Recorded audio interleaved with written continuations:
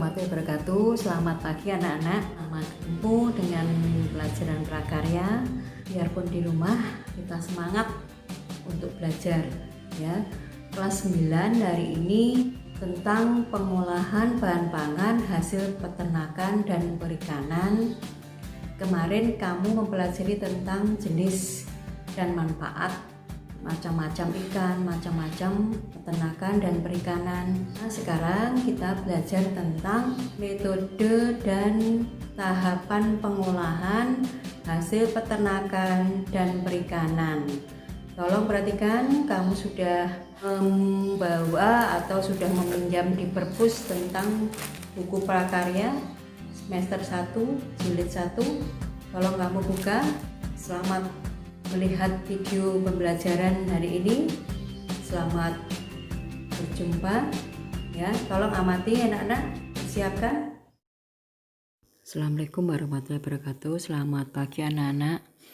Selamat ketemu. Kita akan mempelajari ya prakarya kelas 9. Kita akan mempelajari tentang pengolahan hasil peternakan dan perikanan dengan metode dan tahapan pengolahan. Pak, salam sehat semua. Anak-anak tolong disiapkan, mempersiapkan diri, perhatikan. Salam sehat selalu. Kompetensi dasar 3.1.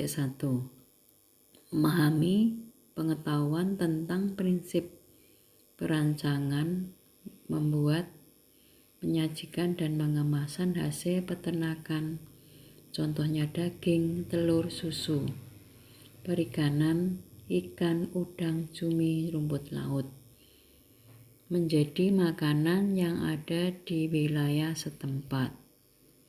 Tujuan pembelajaran: 1. Memahami metode pengolahan bahan pangan, hasil peternakan dan perikanan. 2. Memahami tahapan pengolahan, perencanaan, pembuatan, pengemasan, dan evaluasi. Pak, tolong perhatikan saja anak-anak. Materi yang perlu disiapkan yaitu kita mempelajari metode pengolahan adalah apa? Kegiatan menyiapkan, mengolah bahan makanan menjadi hidangan yang siap saji yang bisa dikonsumsi. Apa hidangan yang siap saji?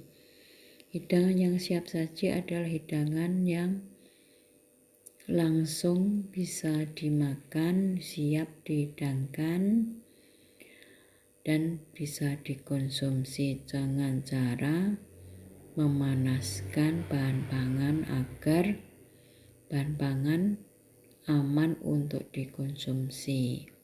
Arti memasak, apa memasak? Yaitu memasak dengan berbagai macam metode, teknik, peralatan, dan kombinasi menggunakan bumbu, rempah-rempah agar dihasilkan cita rasa yang lezat. Misalkan apabila kamu memasak makanan, kalau bumbunya pas, perbandingannya sama bahannya pas, akan merasa enak bila dimakan. Berikutnya, macam-macam metode atau teknik pengolahan. Nomor 1 yaitu merebus atau boiling. Artinya melunakkan atau mematangkan bahan pangan ke dalam cairan, air, kaldu, santan, susu dengan temperatur 100 derajat Celcius. Alat yang dipakai untuk merebus yaitu panci. Yang kedua, mengukus atau steaming. Memasak bahan makanan dengan uap panas dan merebus air yang di bawahnya bahan makanan tidak menyentuh air. Menghasilkan uap bahan pangan diletakkan ke sebuah tempat. Berarti ada 2 tempat yang coba tolong perhatikan di situ. Ada gambar panci yang ada saringannya. Ya, alat yang dipakai yang ada saringannya itu namanya apa? Langseng atau dandang. Yang dikukus coba perhatikan itu bahan makanan yang sudah dibungkus dengan daun pisang. Berikutnya teknik atau metode menggoreng atau frying. Memasak bahan makanan dengan cara memasukkan bahan makanan ke dalam minyak panas yang banyak, itu menggoreng. Alat yang dipakai yaitu wajan. Berikutnya nomor 4 yaitu membakar atau grilling. Memasak bahan makanan dengan cara dibakar langsung di atas bara api dengan menggunakan arang yang sudah dipanaskan, itu namanya bara api. Membakar dilakukan harus di ruangan terbuka, tidak boleh di dalam ruangan. Kenapa? Supaya ya beluknya atau asapnya tidak di ruangan, supaya bisa menghirup udara keluar kita, supaya keselamatan kerja kita aman. Alat yang dipakai itu namanya grill atau istilahnya seperti bambu yang ditusuk ya, misalkan bahannya dari daging buat sate, banyak akan dipakai. Apalagi selain bara api, selain juga dibutuhkan kipas ya, kipas supaya matangnya rata. Yang kelima, memanggang atau baking. Memasak bahan makanan dengan menggunakan udara yang dipanaskan sehingga bahan bisa masak menggunakan panas yang stabil dari segala arah. Namanya alat yang dipakai untuk memanggang microwave dan oven. Coba yang biasa dipanggang yaitu roti, terus bisa daging, bisa ayam dan sebagainya. Tahap pengolahan ada 4: perencanaan, pembuatan, pengemasan, dan evaluasi tahap pengolahan. Pertama, perencanaan, identifikasi kebutuhan, artinya menganalisa kebutuhan pengolahan pangan berdasarkan kondisi lingkungan kelas, kelompok atau keluarga. Misalkan ini kamu membuat perencanaan bahan makanan dari ayam, contohnya bisa kelompok, bisa sendiri, sama keluarga, berapa porsi yang akan dibuat. Ide yaitu misalkan bahan makanan tersebut kamu bikin apa, masakan opor atau masakan sayur dan sebagainya.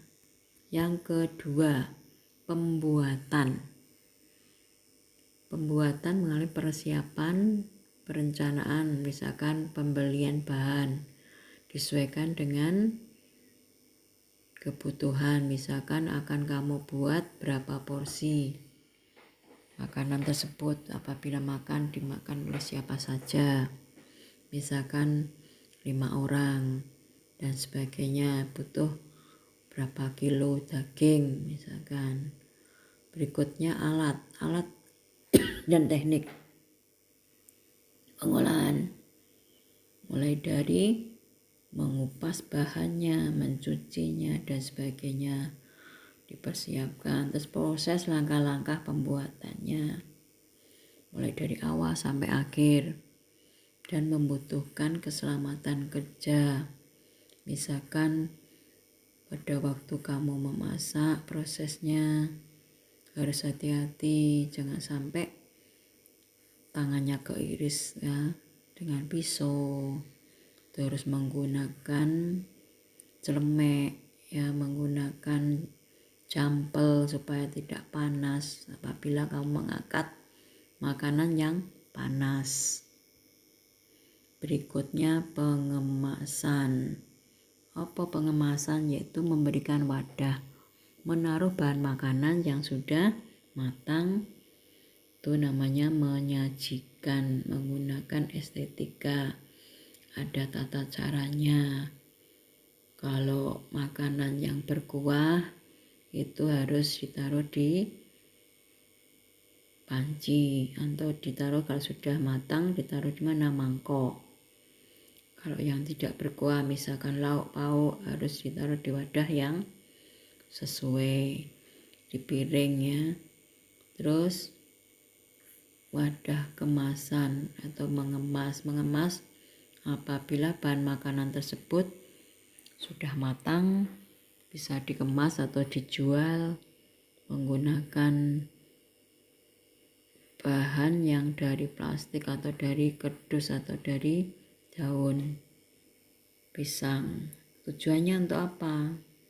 Untuk menjaga kesehatan supaya tidak kotor makanan yang akan kita konsumsi, supaya bersih. Apalagi sekarang terjadi wabah pandemi, harus hati-hati kalau beli makanan di luar. Berikutnya yang keempat, evaluasi. Menghasilkan produk olahan pangan ya. Kita evaluasi, berarti kamu sudah mendapatkan bahan pangan yang sudah matang, terus tahapannya sudah baik, sudah betul. Berikutnya kesimpulan. Metode pengolahan memasak sangat penting dipelajari. Karena apa? Karena berpengaruh oleh hasil makanan yang kita konsumsi. Supaya enak, cita rasanya enak dan sebagainya, dan bermanfaat untuk tubuh.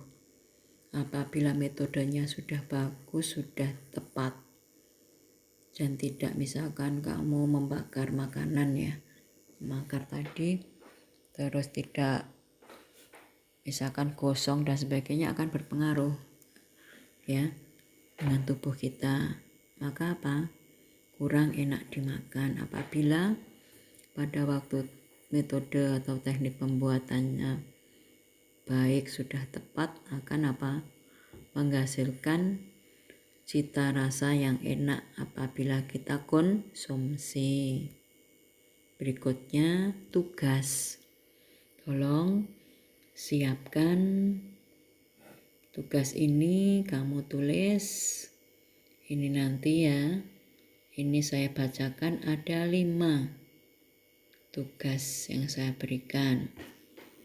Jelaskan pengertian memasak, arti memasak menurut slide tadi. Yang kedua, sebutkan 5 metode memasak makanan yang sesuai slide yang saya berikan tadi. Yang ketiga, jelaskan metode memanggang. Arti membanggang itu apa? Alat yang dipakai. Nomor 4, sebutkan 5 bahan pangan dari peternakan dan perikanan yang bisa diolah menjadi makanan yang siap saji. Yang kelima, buatlah perencanaan pengolahan bahan pangan ayam. Contohnya masakan apa? Opor ayam. Itu mulai dari perencanaannya, persiapan bahan dan alat, proses pembuatan, penyajian dan evaluasi. Itu semua kamu lihat slide tadi dan kamu lihat lagi di buku paket prakarya semester ganjil untuk kelas 9 di pengolahan. Ya, gimana anak-anak? Tadi videonya tadi tentang metode pengolahan dan tahapan perencanaan pembuatan bahan makanan dari hasil peternakan dan perikanan, yaitu jenis daging dan jenis macam-macam dari hewan, ya, yaitu daging kambing, daging kerbau dan sebagainya, ayam dan sebagainya. Dan kalau perhatikan anak-anak, tugasnya tadi kamu lihat lagi, kamu sharekan di grup kelas masing-masing, dan nanti kalau sudah di-sharekan di grup, saya ulangi lagi, di print, ditaruh masukkan di Senaheter atau map kelas masing-masing. Kalau 9C warnanya merah, kalau 9B warnanya kuning, kalau 9C warnanya hijau. Dan tolong anak-anak semangat ya. Sampai jumpa untuk minggu depan tentang materi yang lain, yaitu di slide tadi kamu perhatikan. Dan jangan sampai lupa, salam sehat dan semangat belajar di rumah. Biarpun kamu di rumah saja, tetap semangat untuk menjaga imun. Kamu harus berusaha untuk sehat selalu. Wassalamualaikum warahmatullahi wabarakatuh.